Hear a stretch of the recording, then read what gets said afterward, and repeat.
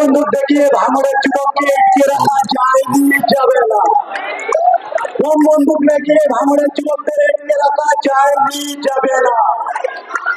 তাই বন্দুক ঘটিয়ে ফেলো, পেন খাতা হাতে তোলো, এই দাবিতে নওশাদ ভাইয়ের সংগ্রাম। বন্দুক ঘটিয়ে ফেলো, পেন খাতা হাতে তোলো, এই দাবিতে নওশাদ ভাইয়ের সংগ্রাম। ধন্যবাদ সবাইকে।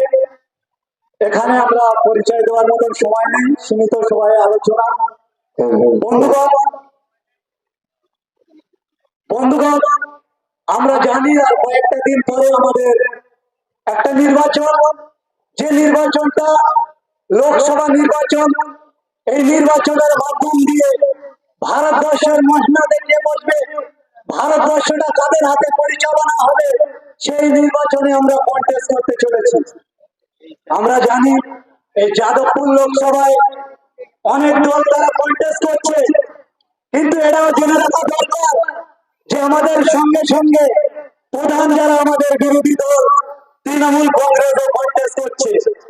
কিন্তু এই তৃণমূল কংগ্রেস এমন একটা ভাব দেখাচ্ছে, এমন একটা সাজুগুজু করে চলেছে, এরা মনে হয় দিল্লি গিয়ে হাওয়াই চটি বসে যাবে, ঠিক কিনা? এরা গোটা ভারতবর্ষের মধ্যে 45টা ক্যান্ডিডেট দিয়েছে।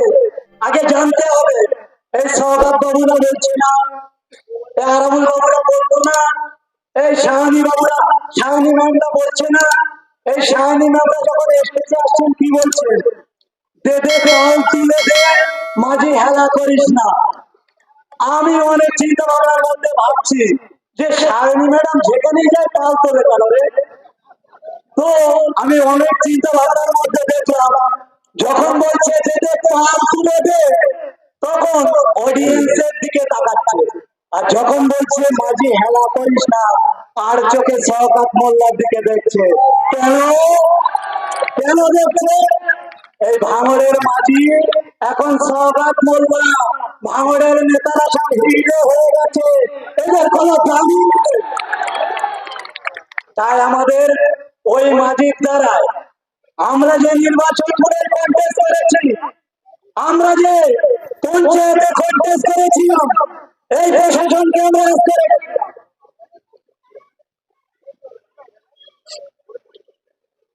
আচ্ছা আজান দিচ্ছি ভাই, একটুখানি হোল্ড করি। চিনিপুকুর মসজিদে তিনি আমাদের মধ্যে কিছু করে মধ্যে এসে যাচ্ছেন, কলেজ মোড়ের কাছাকাছি আছে, আমরা খুশি তো। আমি শুধু একটা কথা বলে শেষ করবো, এই সৌগত মোল্লাদের বলবো এবং অন্যান্য ভাঙড়ের নেতৃত্ববর্গরা যারা শাসক দলের পয়সা নিয়ে সবসময় উত্তেজিত পরিস্থিতি করে, তাদেরকে বলবো সোনপুরের জমি নিয়ে এসে থেকে যাও, এদের হাতে বিরোধীর প্যাকেট নাই, এদের পকেটে আমরা পয়সা দেয়নি।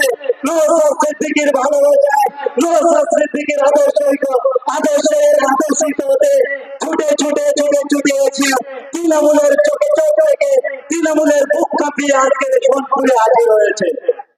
তাই সকলকে বলবো, আগামী 1লা জুন আমাদের জনপ্রতিনিধিত্ব তৈরি করার জন্য, মানুষের জনপ্রতিনিধিত্ব তৈরি করার জন্য, আমাদের সুখ দুঃখের কথা বলার জন্য, আমাদের সুখ দুঃখের কথা দিল্লির দরবারে পৌঁছে দেওয়ার জন্য আমরা সকাল সকাল উঠে যেখানে খাম চিহ্ন থাকবে, অন্য কোথাও আমাদের চোখ যাবে না, খাম চিহ্ন যেখানে থাকবে সেখানেই আমরা বোতামটা ফেলবো।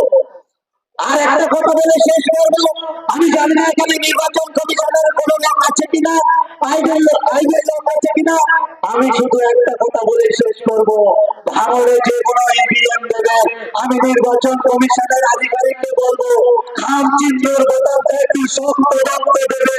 কেননা ভাঙড়ের মানুষ যেভাবে খাম চিহ্নকে ভালোবেসে ফেলেছে, হয়তো বোতামটাই উঠে যেতে পারে। তাই সকলকে ধন্যবাদ জানিয়ে আমার বক্তব্য শেষ করছি।